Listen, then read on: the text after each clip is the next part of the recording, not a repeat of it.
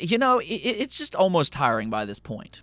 We had the Mario Kart World Direct today, and we were all expecting these answers from Nintendo, at least for a few different things. But instead, the big takeaway wasn't so much about if this game looks good or not, which, by the way, it does look great. But it's more so been about, why is it priced at $80? And fans are just sick of this. Nintendo last year kind of had an excuse to be silent. They were still selling last generation hardware at the time, and that was their main priority. But they don't really have that same excuse anymore. They fully unveiled the Switch 2 earlier this month. And I'm going to say fully with an asterisk here, because ever since its reveal, it's been shrouded with all of this mystery. Nintendo has, for whatever reason, been coy with their marketing, the price, and they've left a few things a little ambiguous. It's frustrating, and you can see that online from the fans and how they've responded. Fans are genuinely frustrated, and that got magnified even more today. And that's what we're going to get into, and also why you should keep an eye on Xbox throughout 2025 and maybe even beyond. We have another leak for a big-time game and also official news from Xbox that applies to this year. First, though, I do want to thank my supporters on Patreon and on YouTube memberships. Thank you just so much for what you do, and I truly do appreciate each and every one of you. Let's go and get right into things, though, starting off with Sony and their not-so-secret handheld. Ever since the release of the Portal, we've been hearing a lot about this other handheld project from them, though unlike the Portal, this will instead be a device that can actually play PlayStation games natively. Yeah, it's not going to be just a simple remote playing device. Its biggest mystery, however, is just how capable it'll actually be. This isn't exactly a PSP or Vita-like device in the sense that it'll have its own exclusive library with games built directly for it, but rather, it'll allegedly play PlayStation 4 games, and now we're also hearing that it could possibly play PlayStation 5 games as well. This comes from Kepler L2 over on NeoGAF, where he said it can definitely run PS5 games, just not at the same resolution, FPS, mainly due to lower memory bandwidth. He then compared its performance to be between the Xbox Series S and the PlayStation 5, which that seems fairly powerful, but it's actually a little bit more realistic than what some people might initially realize. We've already been seeing it with the Switch 2, where it's been drawing favorable comparisons to the Xbox Series S. And by all indication, this new PlayStation Portable is still a ways away. So this type of technology is going to continue to improve, and I just think this is a really exciting time for the game industry. As an avid fan for handheld consoles, I'm all for more options like this, and we're soon going to have more choice than ever to play the games we want the way we want to. Whether that be Nintendo, Xbox, PlayStation, or even PC, we're soon going to have the option to play on a big screen or on the go. Now, the one thing that I do wonder about here, though, is just how they're going to position this handheld with the inevitable PlayStation 6. Maybe that's where they'll kind of rely on the remote play feature a little bit more, but PS5 games on a handheld device, which also includes PlayStation 4 games, that could be a fairly enticing option. All right, so let's go talk about Xbox, because there's actually a few different things happening here. The first of which piggybacks off of the Oblivion remaster that leaked out just earlier this week, though I definitely say it's a little bit more in lines with a full-blown remake. I mean, there's images out there and it looks glorious. The thing about this game, though, is that technically, we've known about its existence since 2023, when Bethesda documents leaked out as a part of the Microsoft Activision versus FTC case. Now, this was all kind of brushed to the side at the time as theoretical plans, but now that we basically know that it's 100% real, this adds even more credence to that leak. I mean, if the Oblivion remaster is real, then what else on this list is secretly in development? And I mean, you can see the list here. Now, obviously, the launch windows are wrong. Don't look into that too much, but you can see that Doom Year Zero came to fruition. That's Doom the Dark Ages. It's about ready to release. And then there's the Oblivion Remaster. Again, that's about ready to release. Below that, though, is where I think things get really interesting, because their far-out plans include a licensed IP, which I'm fairly sure that's Blade.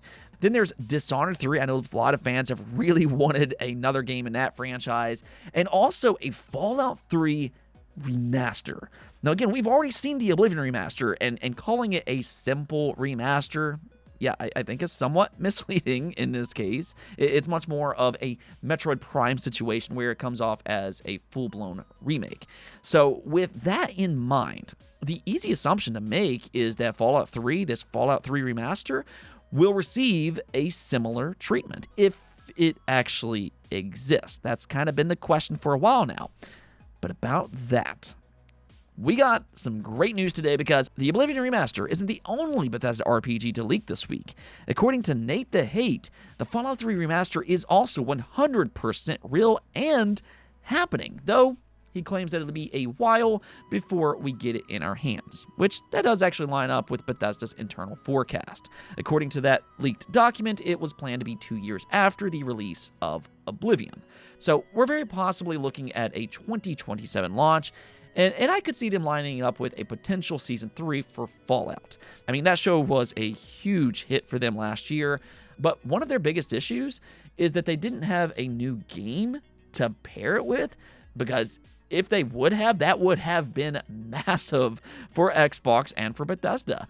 Now, they updated Fallout 4 and everything, and that game did see a surge last year, but I can only imagine what would have happened if they were to have had a new Fallout experience, even if it were just a remake.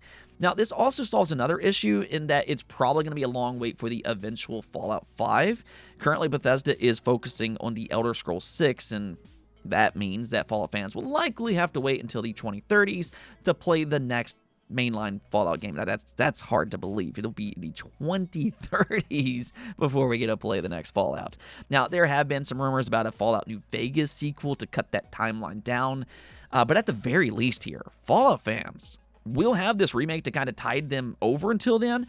And I mean, we're talking about one of the most beloved RPGs ever made. If you've never played the original, I mean, you're in for a real treat, especially if it gets the same love and care that the Oblivion Remaster is currently getting.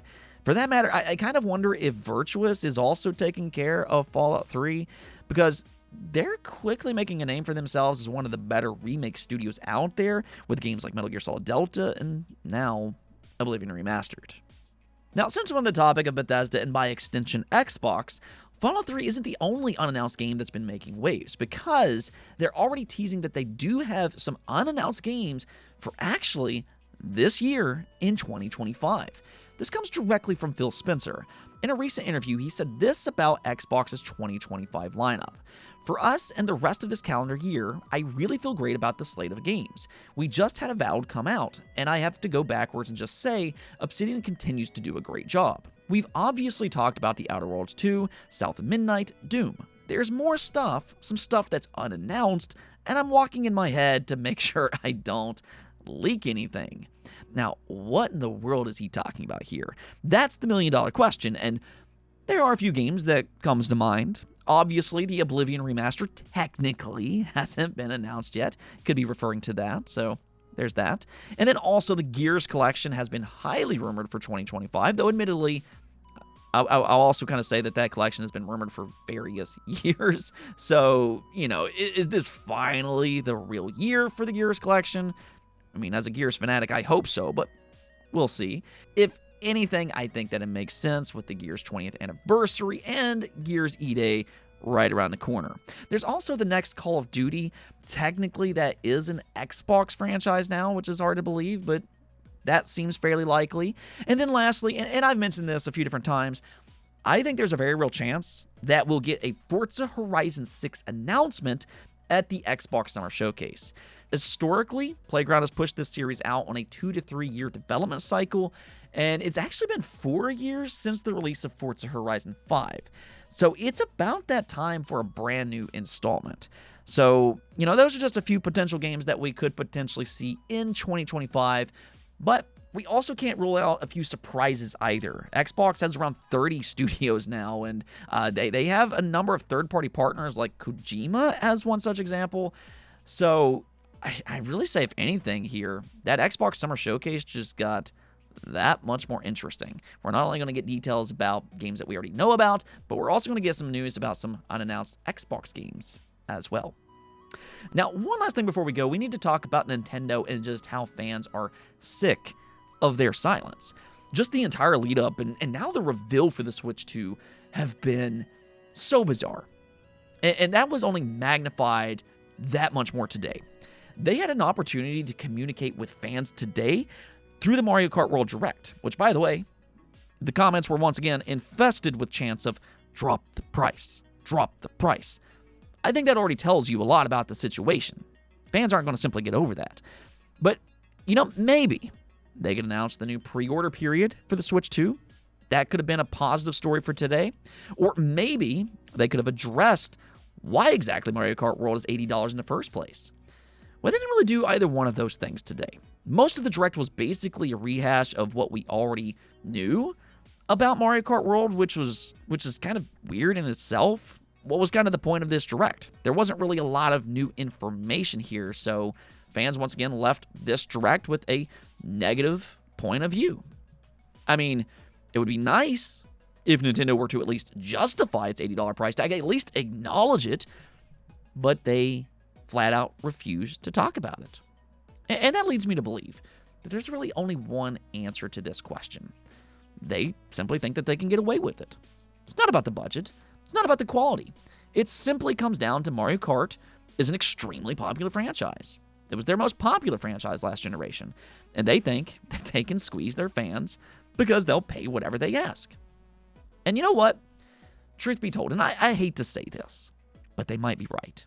I think there is a very real chance that they will, in fact, get away with this higher price. And if they do, this is really going to set a pretty interesting conundrum for future games. If Nintendo and the rest of the game industry finds out that this $80 price tag works, then you can bet your bottom dollar that other super popular franchises like Zelda, as one such example, will be $80 as well. A future Smash Brothers, being another S-tier Nintendo franchise, that will be $80. And then, of course, other publishers are looking at this and they're thinking to themselves, what, do we have any franchises that we could do this with? What about GTA? That seems like a prime game for $80, if not even more. So it's happening.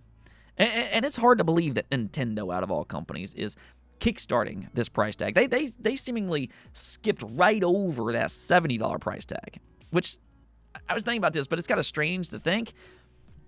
We're now kind of relieved to see $70 games. Isn't that strange? But that's where we are in the world. Nintendo simply believes that they can sell Mario Kart at whatever price they want because it's so popular, which is kind of scummy because they're taking advantage of their fans, really their most loyal fans at launch. But like I always say, these companies, these game companies, I know people fight for them all the time, but they are not our friends. We're no more than dollar signs to them. And yeah, Nintendo, for as family-friendly as they might seem to be, they are included on that list as well. Anyways, though, that's going to be it for this episode. But until next time, make sure to subscribe, ring that bell, and peace out.